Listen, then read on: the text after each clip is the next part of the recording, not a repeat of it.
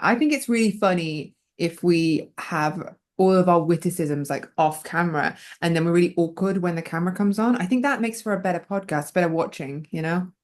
We're always awkward regardless because we're That's British. I don't think it's British. I think it's just being us. Like, don't blame it on our nationality. I would say a part of it comes from that.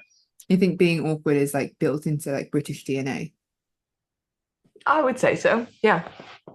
Don't get me wrong, I love it. I love the awkwardness, but yeah, it's part of us. Hmm, I agree. I agree.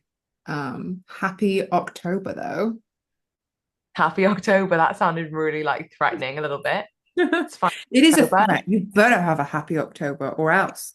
No, October is my favorite month. Yeah, because you're a fall girly, aren't you? You're a coat person, you're a boot People person, call it you're a long autumn. trouser person. That's your fashion. Well, hey, that's such a good point that you made that you spoke about that. I should have spoken about this in the last episode when we were talking about how I preferred rain and winter to summer. Mhm. And also don't call it fall, it's autumn. Oh, sorry, sorry. Anyway, yeah, October's the best because obviously all the horror movies come out. It's cold if you're in the UK. And well, and most other places.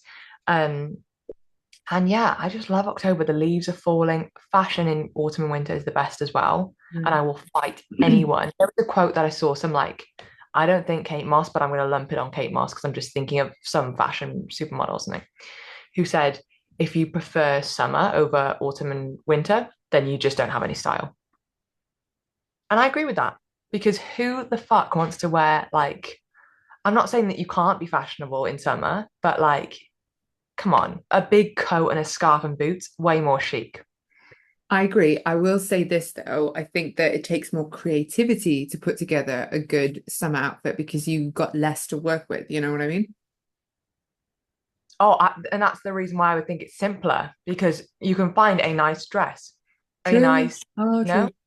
so you could flip the coin on that. I can No, see yeah, what you, but yeah. I feel you. But no, Mm. 100%. I love boots. I love coats. I love all of that stuff. I love wearing some layers. You know, I'm a long Decorate. skirt girl as well. You're a long trouser girl. I'm a long skirt girl. We don't wear short trousers. What do you mean? Long trouser. Trouser. No, but I want You to mean picture you with like these, I guess long trousers isn't the right word, but like flared trousers. You have quite the collection of I trousers. like suit trousers. You do. I love suit. I just prefer trousers over jeans, I think is what you're getting at. Yeah, yeah, that too. But you just have a quite a collection of like elegant trousers as well. You're a very trouser person. It's very nice. Definitely not today. I'm sporting Jared's Peter Alexander, the little bear, Very because cute. I'm I into like to keep it professional. I feel like I really like weird style. I feel like you could style that as a pair of trousers if you got it right. Tell me you couldn't find a way to style those. I couldn't find a way to style them and wear them I think outside. you could. I No, think you could. The right coat. Come on. this is going to be, yeah, it is the first episode in October that we're posting, and it's good that we're doing it this way because we're doing a spooky episode finally, which is kind of what sparked us like kind of wanting to do a podcast because that's what type of like that's the type of podcast and YouTube videos that we consume is spooky stuff. So I feel like it's about time that we delve into that area of expertise for us. Mhm. So yeah, we're going to be reading out some stories that we've both found individually. And yeah, just going through them, reacting to them, and yeah, giving our thoughts and feelings. And we each went separately and had a little search and deep dive for some scary stories, which I feel like I found quite hard. I don't know about you. Um, I knew what I was looking for, so it wasn't that hard for me. But I spend more time on Reddit, I think, than you do. Yeah. So I'm a loser. So So I've got something controversial because I'm a grump in general. So there's like this big thing, and I'm just prefacing this with something that I know other people find annoying in terms of chit chat, small talk. I know lots of people don't like talking about the weather. People get really pissed off whenever you're like, oh, it's raining today, or that's how you open the conversation with someone. You're like, oh, pretty nice out there, whatever. That doesn't bother me. Never has, doesn't really bother me unless you're talking excessively about it. What does annoy me Mhm. is it's daylight savings happened like 2, 3 days ago. And so the clocks have gone forward. Yeah. I want to say forward, Yes. which and it never bothers me. No one notices it. That's my theory. No one actually notices it, apart from the fact that you're like, oh, okay, we get to sit outside for longer because it's not as dark. But like you're not losing anything. You're not like, do you know what I mean? I hate the people who are like, and this is why I've got a gripe with it. Because I'm a receptionist at a hotel. I've had at least 6 people call up who are going to be checking in later this week or whatever, going, oh, do I get a late checkout because technically I'm losing an hour? I'm like, well, that doesn't really work because then everyone else would have to check out an hour late, and housekeeping only have a small turnaround to. Mm. It's like, who am I? What do you want me to do? I'm not. Ask God if you want that extra hour back. Well, to be fair, Like, God didn't introduce daylight savings time. very good point. And Strangely enough, also, daylight savings is man-made. It is not like divinely created. good point. But And I don't even that's know really what. cheeky. That is really cheeky because it's like, yeah, sorry, you just happen to schedule it on a day with daylight savings. There's nothing I can do about it. Bad luck. Right? If you even That's want my to call it gripe. bad luck, because I feel the same as you. I don't notice it every year. No It one does. This is my it theory. passes me by. Yeah. Okay, I don't notice it. Do you know what? I miss it a little bit here because it would be nice to get a bit more lights because you do notice, oh, it's like 5 p.m. and it's quite dark because they Mm. don't. There's no daylight savings in Taiwan. They just don't do it. I like it, Mm. but it dark. Sorry, like earlier. No, at 5 Cozy, p.m. that's too early. cozy. Mm. Yeah, well, you're an inside girl, aren't you? I thought you were going to, well, you're an incel. Sorry, Christ. Not yet. Not yet. What do There's you still mean? Not time. yet. There's always time, Dan. Believe in yourself. Oh, that's so Don't, sweet. yeah, don't sell yourself. Oh, sorry, you wouldn't be an incel. There's a female version. It's called a femcel. Oh, fuck off. It's not called an Mhm. incel. No, a femcel. Why is it not called like a mask cell then? Or like a, Because men invented it, let's be honest. And I oh, think because incel is so synonymous with men that like when if it's a female one, it's a femcel. Just trust me, okay? Just trust me. all right. No, I trust you. I know Like, you probably done some research into that. yeah, because they're fascinating, you know. So I've found a couple of long stories from longer subreddits, but I also found some short stories, and it's from the subreddit two sentence horror. So it's Mhm. just short stories, 2 sentences are what make up these short stories. So I found some ones that are really stupid, like they're not funny. They're not scary, they're just funny. And Yeah. then I found some ones that are like well written and kind of creepy. Hmm. All right. Are you ready? I'm ready. Ready. All right. Here are my 2 sentences, not mine, curated from the internet, but the ones Yeah. that I found 2 sentence horror. I'm going to start with the ones that aren't scary, but they're a bit funny. Okay. Okay. Okay. So here it goes. Ah, finally, I'm all alone, I said to myself as I sat alone in my room at midnight. No, you're not, said Knife Guy. Wait, is that it? Yeah, there are 2 sentences, Dan. That's the whole So point. dumb. I just love it because it says, no, you're not, said Knife Guy. Knife guy. I like how it's not like guy holding knife. It's just knife guy. Yeah, Knife Guy. A pretty scary villain name. I like it. Yeah, I'm yeah. into That's what I'm talking about. They're so stupid. I'm obsessed with them. it. All right, let me go on to my next one. So this one is 2 sentences, but what makes it really funny is what happened in the comments. So I'm going to read the two Oh, I love sentences the and comments. then the comments. So it starts with, I hate tomatoes, I said to myself. Peering out the bus window, I realized we were approaching the tomato factory. And then in the comments, someone was like, homie, what? And then the original poster just replied, they make them. What? Tomato factory where they So dumb. make tomatoes. That's so weird. I love that they responded. They were like looking into it and they commented. Obsessed with that one. Okay, I have two more. Okay, Okay. Short but ones. short. This is short bad ones, and then I'll move on to my short good ones. So, bird one, uh-oh. Bird two, don't worry, he only has one stone. I know anybody listening is going to immediately know this. I forgot you don't know phrases. I She has a no. problem with idioms. She doesn't know a single idiom. She's just gone her whole life I think if without you watched my taking any face during idiom. that, I think if you watched my face, you would have understood that I did understand that. Oh, did you? Well, then you didn't Yeah. react appropriately. Well, it's stupid. So I was going, It's hilarious. That's why it's stupid. It's stupid because it's hilarious. I Okay, don't have a problem with idioms. You made up a fucking word last episode. Can we not forget? it's a real word. Did Bat or you whatever. even check Yeah, I did actually. it? So you would have seen it in the dictionary where it lives. Move on. Okay.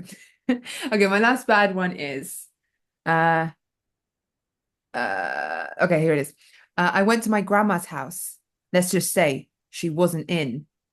And then in the comments it says, "Where was she, my guy?" And then the OP said, "Let's just say she got eight." She got A's. She got A's. She got eight. What a say. Okay, those are my bad ones. So now I have a couple of like quite funny ones that I think are, sorry, not quite funny ones, Funny. ones that are I wouldn't say it's hard to make something scary in two sentences. Yeah. They're good. It's like you did a good job of writing these stories. Okay. Okay, so here it is. Here's my first one. It's been almost a decade since I last saw my mother, and she still reminds me every day that if I misbehave, she'll take my hearing too. Ew. Right? Oh. I know. Creepy, I right? It's a good one. yeah. Okay, I got my next one. All my life, my parents told me not to open the basement door, but I got curious and disobeyed them. What's that glowing red ball and why does it hurt my eyes? Wait, that's it? Hmm. Wait, that annoys me. Hmm. Oh. They're good, aren't they? Yeah. They work on quite often, they work on a format of like you'll read the title and then you click the post and then you see the second line. Oh, okay. Hmm. Hmm. Okay, so uh as a police officer, I framed the first letter I ever got from a woman thanking me for supporting her after her daughter's suicide. I passed it in the hallway for nearly 8 years before realizing the handwriting was the same as on the girl's suicide note.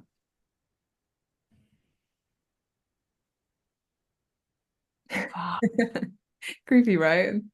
Really creepy. Yeah, Well, that you're a shit cop if you're just noticing that. true, true. Well, to be fair, he never said he was a good cop. He just said he was a cop. Well, then he deserves to be frightened because he's a loser. And quite frankly, that girl's, or she said daughter or son? The mother wrote the letter about her daughter's suicide. Yeah, so the daughter, that her death is quite frankly on that guy's hands. Her blood is on that guy's hands. I mean, he couldn't have prevented it either way.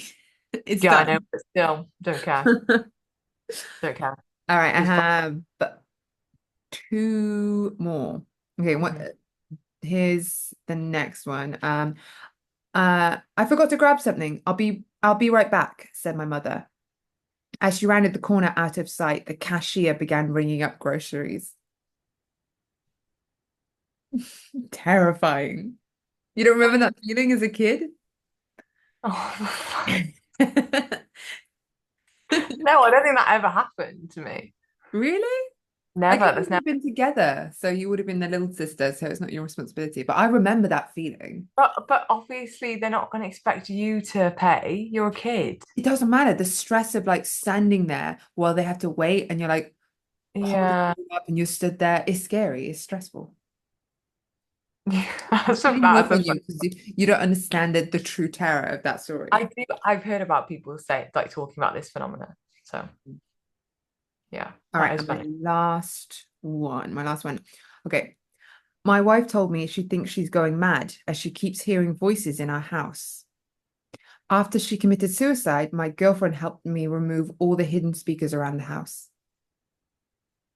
What a bastard! Ant. What an asshole.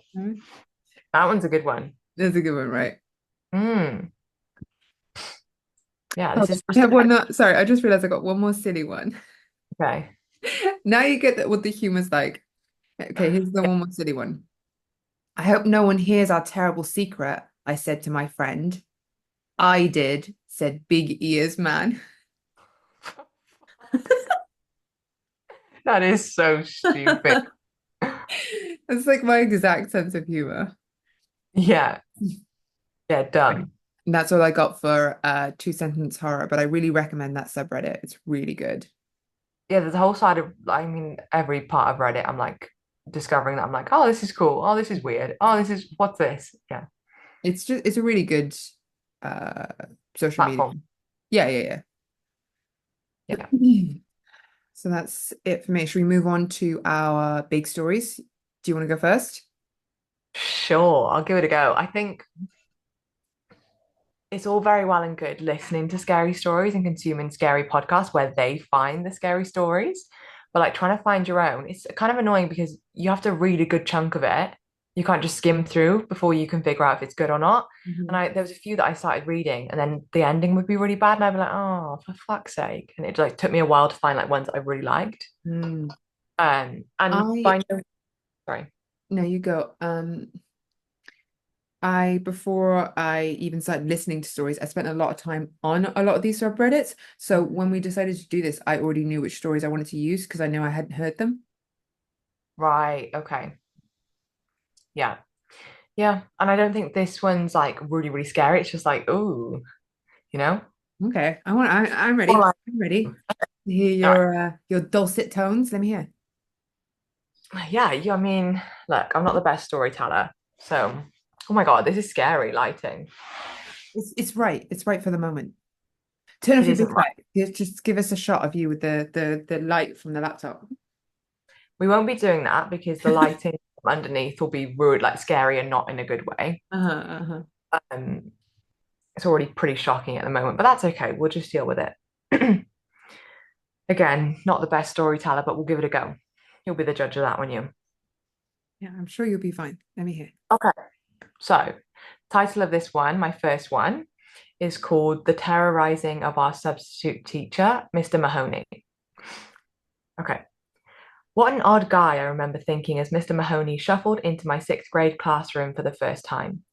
Crumply brown suit, crooked tie, flushed face, right hand nervously shaking at his waist, and somehow he already had chalk in his hair. He stuttered out his first words to the class, and he hadn't even finished his introductory sentence before I knew he was a goner. I'd never seen a grown man look so squirrely.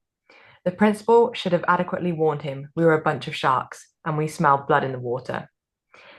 The pranks and jokes started small. Mr. Mahoney was asking for it in a way. He was so unprepared, so utterly clueless. It was impossible not to mess with him. One activity required Mr. Mahoney to draw a clock on the chalkboard. The class counted along together as he drew the numbers on the circular clock face. 1, 2, 3, 4. Louder and louder as the numbers progressed. And when we got to 12, we kept going. 13, everyone shouted in unison. Mr. Mahoney drew 13 in white chalk. The class erupted in laughter, and Mr. Mahoney turned red in embarrassment. He sheepishly erased the 13, stuttered something incomprehensible, and his trembling hand dropped the eraser. It made an eraser shaped chalk smudge on his pants. We laughed harder. Mr. Mahoney picked up the eraser and he banged at his pants with his hand to remove the smudge. The problem was he was still holding the eraser, so his entire brown pant leg turned ghost white. Kids laughed so hard they fell from their chairs. That was the moment I pitied Mr. Mahoney for the first time, only I couldn't stop laughing with the others. My two friends, Carson Starkey and Dylan Newcomb, were the worst offenders.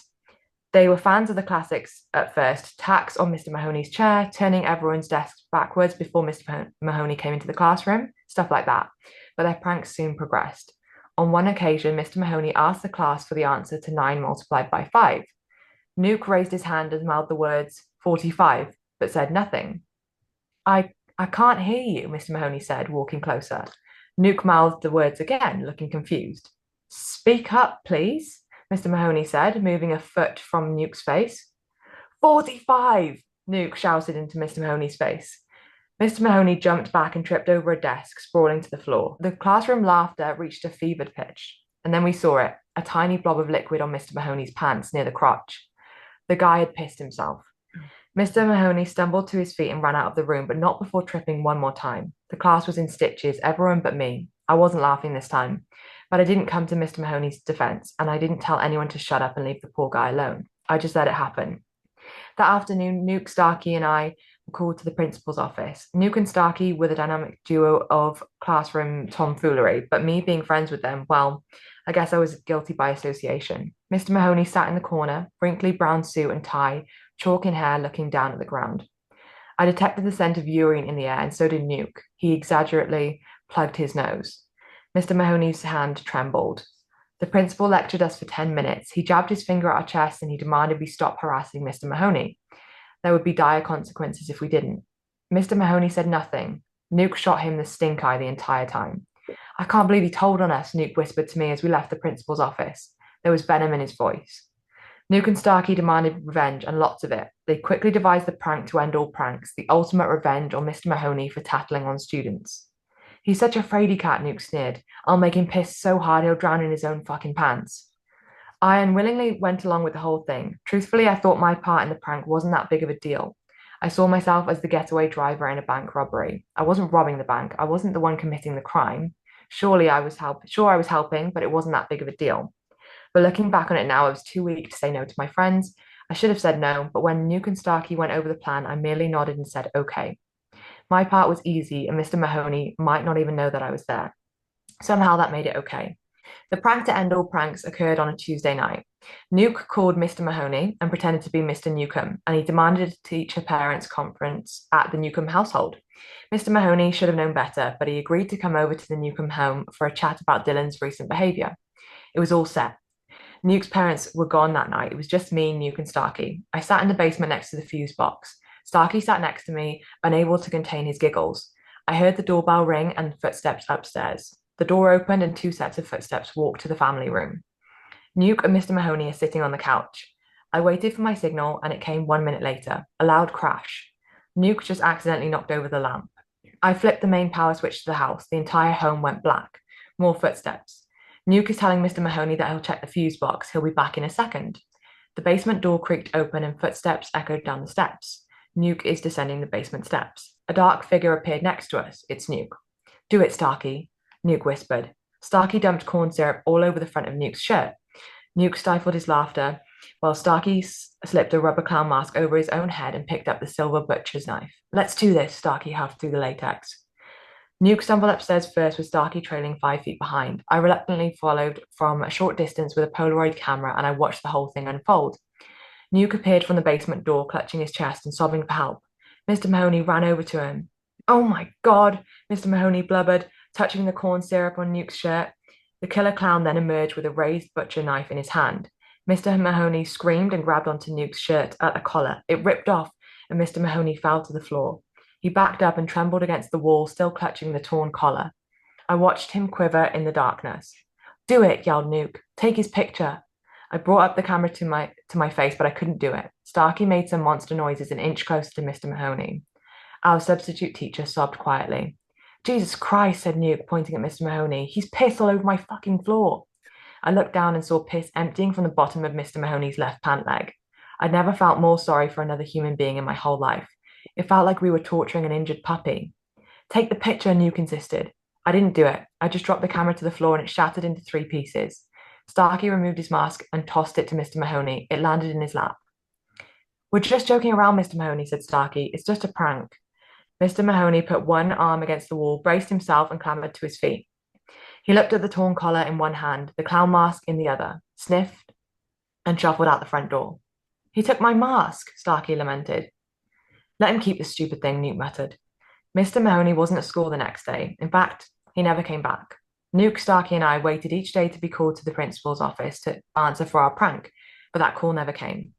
Our class was assigned a new substitute teacher, and life in the 6th grade marched on. 3 weeks later, a package arrived for our class. It was a stack of math homework that Mr. Mahoney had graded, but had never returned to us. The sub passed back the worksheets, each meticulously marked and graded, but Nuke's and Starkey's weren't marked up like the rest of the class. No cross-outs or corrections. Mr. Mahoney had just written the same thing on each of their essays in blazing red ink. Nice job. I'm looking forward to seeing more of you soon. I didn't get a worksheet back. I quickly thumbed through my binder and found the worksheet uncompleted. Never was I so happy to have forgotten to do my homework. What a load of crap, Nuke snickered. He crumpled up the sheet and tossed it on the floor. Starkey did the same.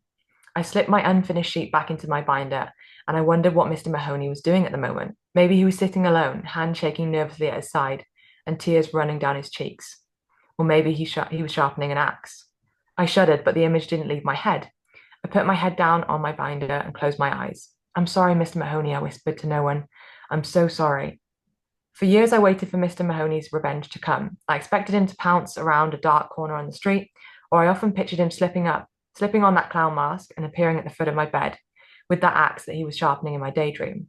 His right hand trembles like usual, but then it tightens around the wooden handle. He plunges the axe deep into my chest. I probably deserved it for what we did to him, but he never came. I grew up, graduated high school, and then college. I married and got a good job. Nuke and Starkey were not so lucky. Nuke tore up both of his knees in high school and he lost his football scholarship. Cocaine was his medicine and coping mechanism. He still went to college but dropped out after one term. Nuke moved home and dealt drugs from his parents' basement, eventually selling to an undercover cop. He resisted arrest, fled in his car with his girlfriend, and he wrapped his car around a pole. Nuke's girlfriend flew through the windshield and died on the scene. My childhood friend now sits in jail, and the doctors say he'll never walk again. Starkey graduated college and immediately got engaged. 2 months later, his wife was diagnosed with multiple sclerosis. Faced with daunting medical bills, Starkey embezzled from his company and was promptly caught. Weeks later, Starkey's daughter was crushed underneath a falling entertainment unit at the family home. She lived, but she was paralyzed from the neck down. Starkey took out a massive insurance policy and threw himself off a building. I received a letter from Nuke not too long ago. He's been doing a lot of reading while in jail, books about hexes and witchcraft. He's convinced Mr. Mahoney used supernatural tactics to get revenge upon him and Starkey. Mahoney's hexed us, Nuke wrote. He left my house that night with a piece of my shirt and Starkey's mask. If someone has an item that belongs to you, he can use witchcraft to place a curse. That explains why you are completely fine. My life is fucked and Starkey is dead. Just think about it. I thought about it. I thought it was bullshit. A week later, I saw Mr. Mahoney at a dive bar, miles out of town on an old country road. At least I thought it was him. He was slumped in a corner booth, half passed out, 3 sheets to the wind. He was still wearing that ratty brown suit, but he looked like he'd aged 40 years. His right hand anxiously shook on the table. I watched as the man sauntered to his feet and stumbled toward the door. It was the same stumble of an awkward, nervous substitute teacher from 20 years ago. I followed the man outside. It was a windy night. I lit up a smoke and watched curiously as the drunken man leaned against a wall and tried to light a cigarette of his own. He struggled mightily to keep his lighter ablaze in the breeze. It kept extinguishing. I approached and offered him my lighter. It lit right up. Smoke danced from the tip of the man's cigarette. We stood in silence and smoked for a few minutes. Finally, I asked, "Did you ever substitute teach in a sixth grade classroom?" The man's head froze. His eyes looked straight ahead, never at me. He inhaled deeply from his cigarette. "Are you Mr. Mahoney?" I asked slowly. I looked into his eyes, but the man did not look at me. He said nothing. For a moment, I doubted if it was even him. I looked away. "I just wanted to say that I'm sorry," I said. I walked 20 feet away when the man called out to me. "Thanks for the light." I sat in my car in the parking lot, just watching the man outside the bar. I thought about the past and the horrible things we did to Mr. Mahoney. I thought about Nuke and Starkey and how shitty their lives turned out to be. And then Nuke's letter popped into my head. If someone has an item that belongs to you, he can use witchcraft to place a curse. I patted my jean pocket. Just think about it. I patted the pocket of my sweatshirt. Mahoney hexed us. I patted my jean pocket again, and I finally felt it. I didn't feel it the first time. The lighter, thank God. I pulled it from my pocket, studied it for a moment to make sure it was mine, and exhaled slowly. I smiled to myself, and I shook my head. I was being stupid. There's no such thing as hexes and curses. Nuke and Starkey were the victims of horrible choices and bad luck. There's no such thing as witchcraft. I examined the lighter and I turned it in my hand. For a moment, I wished witchcraft was real. If that man outside the bar was Mr. Mahoney, he deserved the opportunity to ruin my life. I thought about walking outside and placing the lighter in his hand, but instead I smirked and pocketed it. I was being ridiculous. The man outside the bar was stumbling around. He was chasing something down the road, a tiny cigarette butt. My cigarette butt, the one I had just smoked. The wind picked it up and the butt blew down the dark country road. The man limped after it, hand trembling at his waist. What an odd guy. Was that it? Mm, Nice. yeah. Oh, that was good. I enjoyed that. Yeah. So he wanted the cigarette butt. Of course. You didn't see my face because you were reading, but the second that he said, thanks for the light, I was like, oh. I was like, he's got the light. I thought he took the light out. That was a really well-crafted story. I really Mm. liked that. So mean to him. Don't. I remember being in class and watching those kids terrorize teachers because I was a good kid. I never did that. And I always felt so bad for the Why? So why would teacher. you? I just wanted to learn. And these kids are so mean. Mm. I It think makes it's me like, as a teacher, I think it's really important to quash that out of kids when they're really young, because if you mhm. don't, it creates fucking terrible adults. That's true. No, I agree with that. They're going to continue to be like that. Are you ready for my story? I am ready as ever. All right. Be a good girl. Sit quiet for me. Thank you kindly. All right, here's my story then. Okay. So Amanda is my brother's girlfriend. At the time of this story, she was looking for her first apartment and moving out from her parents' house. Her and my brother didn't want to move in together since they had only been dating for a few months. She opted instead to search for a roommate online using Craigslist. She found an ad titled something like Roommate Wanted, Females Only. This sort of thing was quite common since the area she was looking for was mostly young professionals. The listing was for a room in a house for $225 a month, which was quite cheap compared to most of the places listed. The occupant listed herself as a 23-year-old college student that wasn't comfortable living with any other males. The other roommate would have their own room and attached bathroom. So far, Amanda was really into this place. However, the listing only had a single photo from outside the property. Amanda sent an email wanting to meet the occupant and tour the house. Within 30 minutes, she received an email back with all the details and a time to stop by. The girl worked late hours and she wanted Amanda to come by at 8 p.m. When Amanda arrived, there was a handwritten a note on the front door saying, "Door broken. Please use the back door." Walking around the house, it looked nice, but slightly unkempt. Tall grass, weeds, dusty windows, etc. But there were still no alarm bells ringing for Amanda. When she knocked on the back door, an older man opened the door. At first, Amanda thought that she had the wrong house, but the man reassured her and said that the occupant was out and he was the landlord. The occupant asked him to meet Amanda because she was working late. He seemed pleasant and offered to show her around. She started to feel a little bit nervous, but she wasn't on red alert yet. First, the guy was clearly in his early 40s, unshaven, and looked like he lived in his car. Also, only the kitchen light was on. As they walked around the house, Amanda noticed one huge red flag. There was no furniture, nothing.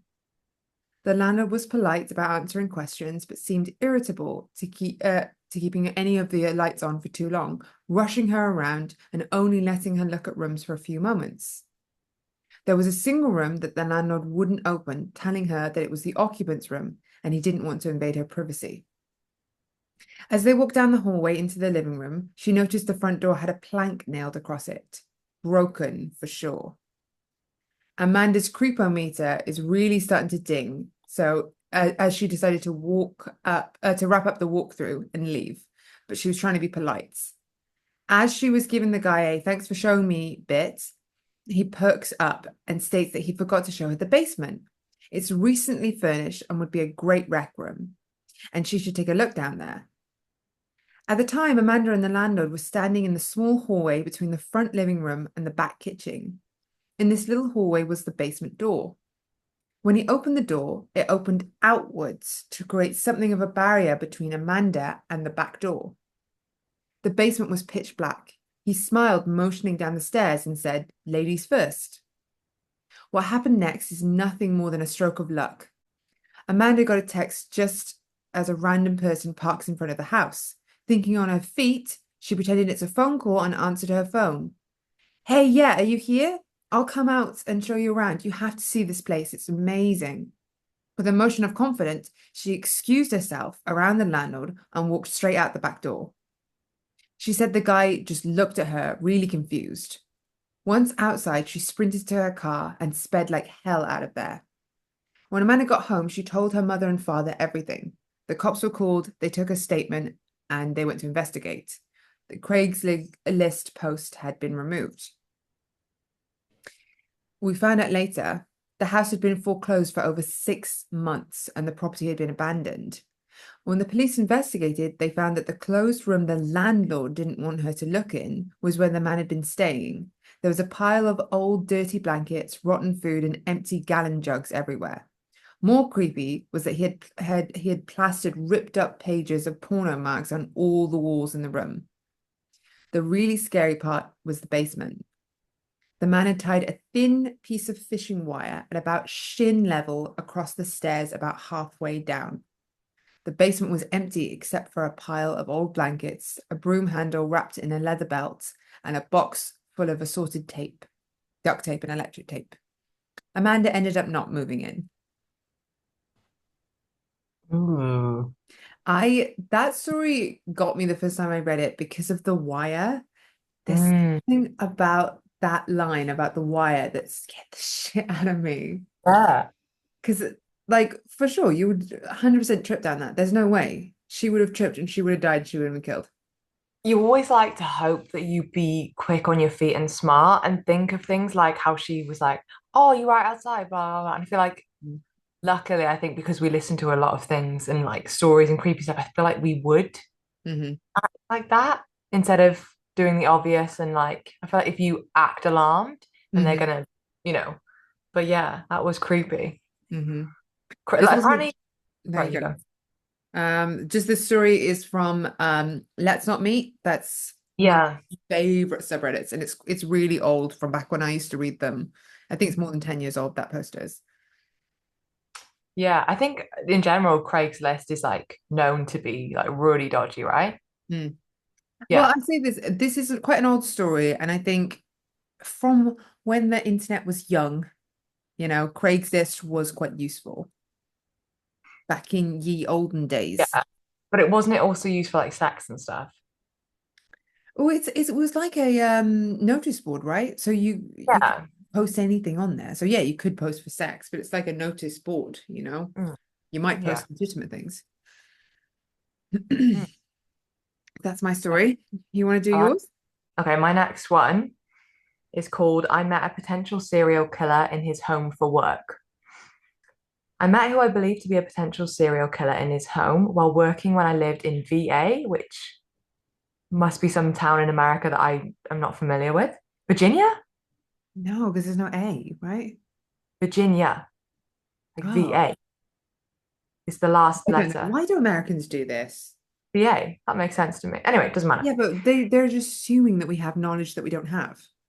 It doesn't matter. Well, I could be right. Yeah, maybe, but you're still guessing at best. I'm guessing, yeah. Yeah, while I was working when I lived in VA. And the only reason I'm sure he didn't kill me was because I lied and told him my boss knew my exact location, when truthfully, my boss would not have noticed I was missing for 24 hours. This is a long one, bear with me. It's not, but I don't know why she says that. 2 years ago, I was working for a company as a person who measures houses. Most people haven't heard of it. It's where you essentially have an iPad and you go to people's homes and draw up floor plans and measure rooms for carpet, hardwood flooring, projects, etc. Anyone can request one. I was at 25 and I'm a female. I was one of the females that work this position. I was actually really good at the job, so they gave me a lot of work, and I usually hit between 10 to 14 houses a day, driving all over multiple towns. This house was my last house of the day in the middle of nowhere, and I was exhausted. When I got there, I was incredibly annoyed because the customer wasn't home and was late for his appointment. 10 minutes later, he pulls up next to my car. He was a middle-aged man, balding, wearing a normal office job attire with a tie and everything. He seemed a bit awkward, but was apologetic and let me into his home. Upon entering the house, it was unbelievably spotless and organized, minimal furniture, and smelled like cleaning supplies. It didn't strike me as odd at first. He had two cats lounging in the living room. He first started acting weird as I was directed to the first bedroom. He mentioned, "Wow, my cats love you. They don't take to strangers like this usually." But his cats literally didn't move or come near me the whole time. I just nodded and smiled while I got to work, scaling out the master bedroom on my iPad. He started inquiring about the electronics I was using. "Do they keep track of where you are on that thing?" Immediate red flag. "Yes, and my boss knows how long each job should take based on the scope of work. It's incredible technology." I lied without missing a beat. He agreed it was amazing. "Be careful, don't touch the gun on the nightstand. It might go off," he chuckled. Talk about immediate spine chill. I looked up from my iPad, and sure enough, there was a handgun on the nightstand. I knew instantly that I needed to behave like nothing that was happening was triggering alarms for me. He directed me to the second bedroom, and he said the exact same thing, warning me of a gun on the nightstand that indeed was there. This was the moment I knew I was in danger. At first, I thought it was just my anxiety around guns, but at this point, the tension building between us was undeniable. There were only two bedrooms on the scope of work. I hastily met up with him in the kitchen and began running down the next steps, but he interrupted me. "Could you measure the basement stairs? I forgot to add them to the list, and I think I might want to carpet them in the future." My heart dropped, but my stupid customer service conditioned brain could not figure out how to get away without saying no. He led me to the basement door, and you guys, there is no way he was planning on doing anything with these stairs. They were plank wooden stairs, L-shaped, going down, leading to an unfinished basement. Unfortunately, in order to get an accurate measure, I had to walk all the way down them to the basement. Meanwhile, he stood blocking the doorway with a smile on his face, mentioning again about whether or not my boss knew where I was, to which I shortly replied, yes. Once I got to the basement, I scanned the room quickly. There was not one, but seven deep freezers lining the walls. In the middle of the room was a low hanging ceiling light, revealing an old television set, VHS tapes scattered on the floor, and an old recliner facing the TV. Behind the set, two white shelves full of VHS tapes. In this moment, I knew one of two things was going to happen. He was either going to let me go, or he was going to push me down the fucking stairs. I held my breath, put a smile on my face in an attempt to act my way out of this situation, and began to climb the stairs. All I could hear was my heartbeat in my ears. He was still blocking the door, no smile this time. As I got to about the fifth stair from the top, I felt him hesitate, which made me hesitate as well. You could cut the tension with a knife, and I finally understood that expression. To my absolute shock and relief, after 4 seconds, he stepped aside. I made a beeline toward the front door, not saying a word, when he stopped me again, saying, "Oh, before you go, won't you give my cats a treat? They loved you so much." He was holding a bag of cat treats. I quickly gave his cat a treat, thanked him, and practically ran out of the house, and definitely ran to my car. The second I got out of his driveway, I had the most intense panic attack and cried. I tried to call my boss, but I was in a dead zone. The truth of the matter is that my boss would not have noticed I was missing for at least 24 hours when I didn't route my day the next workday. Yes, he would have eventually been caught, as it was my last known location, but I would have been long dead. I suffered PTSD over this experience. I couldn't sleep a week. I was petrified to work my job, but had no choice. This day still haunts me. The worst part, I was so fucked up, jumbled, and in denial over the experience, I forgot to write down his address. Once I finally did get a hold of my boss, she mostly laughed off the situation as him being some weirdo.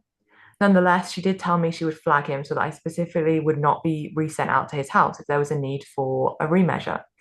At the time, I felt like that was all there was to be done, so I didn't write down the address before it disappeared on my iPad. A couple months later, I did try to find the information because I started feeling like maybe I should inform the police. But no matter who I called, since I was not sure of the exact day, I could not get the info. Additionally, I was working 40 hours a week, hitting 10 to 14 houses a day. No way could I look in my Waze history to find the address after a couple months. For what it's worth, once I was out of the dead zone, I also called my boyfriend and immediately went to his house for comfort. He witnessed the immediate aftermath. All my friends have known this experience, and I was encouraged to write it here. Blah, blah, blah. Yeah. Oof, hate it. Hate Gross. it. Why have you got seven freezers downstairs? That's the thing that got me because, like, with a story like that, so you know me, I'm a big skeptic. In my head, I'm like, it's some absolute cunt who's just trying to scare her. Like, he's saying all of these things, knowing that he's trying to freak her out. Do you know what I Yeah. mean? But the freezers, man. Oh, I hate that. Good. Weird. You've got to be really fucking stupid though to invite someone into your house and then kill them. Like, find a stranger. Like, Yeah, give me tracks immediately back to you. You thick. we'll never know. I never know. I never know. All right, that was the last story. I thoroughly enjoyed that. Yeah, that was a bit of fun. I think we do more of this in future. Mm. Um, when we can actually be bothered to like scroll through Reddit and sort the rubbish from the good stuff. Yes. Yeah, yeah, yeah. There's a couple of like really spooky ones. And we should do as well. This is the problem, is trying to find ones that are not too long. Because there's some really good Mhm. creepypastas. If anybody Yeah. remembers the website Creepypasta, that was Mhm. like it's a specifically dedicated website for scary stories, but they tend Mhm. to be really long. Like some of them you could take an hour reading them. So if I can find some shorter ones, maybe we can do creepypastas next. That would be fun. Yeah, a lot of them I'd be like starting to read, and I realized it would say part one of something. I'd be like, oh, Yeah, I'm not reading all that. yeah. Um, but yeah, definitely we want to do more scary stuff because of it's, I mean, it's that time of year, isn't it? Since it's spooky month, everybody should watch Radio Rental. Listen to Radio Rental. Everyone do listen to Radio Rental. Maybe start from the beginning. Well, obviously, but You like, I just need to think get the law of Radio Rental. You can't just start in the middle. yeah, Radio Rental is a podcast by Rainn Wilson, well, narrated by Rainn Wilson, aka Dwight from the office, the US office. Um, and it's so good. It's just they have people who have encountered not just paranormal stuff, like glitch in the matrix, like cross when they've crossed paths with a serial killer or any sort of stories like that. And they get them to retell their story with Rainn Wilson kind of being the what would you call his character? He's like a host of like a Mm, fictional like radio rental shop, and he like greets you and welcomes you in and talks to you, and then he plays you a tape, and that tape is somebody narrating some kind of sick, scary experience that they have had. yeah. You never know what it's going to be. It's not always, I don't think there's many paranormal, to be honest. No, no, a lot of them are just like scary encounters. There are a couple of paranormal ones. A few. And I love, there's some really good ones. I think the earlier ones, in my opinion, are better. Mhm. Um, but yeah, especially like Laura of the Woods. Oh, That's, yeah, so there's a good. couple There's of really yeah, good ones. Yeah, definitely listen to it because it's coming back as well. it most certainly is. Yeah, All right, that's everything from us today, right, Dan? that's all I've got to say for Yeah, once. that's all. Yeah, we'll be back next week with some We more will. nonsense. We will. Thanks for watching if anyone did watch, and we'll see you next time. Yeah, thanks for like honestly, it's just us getting a chance to yap. I say this every time. It's our opportunity to yap, That's and all it is. everybody who's watching is just intruding on like our like conversations. That's how I I don't know view if it. that's where I want to go about it, but sure. That's how I view it. Okay. Okay. Nice. All right. Bye bye.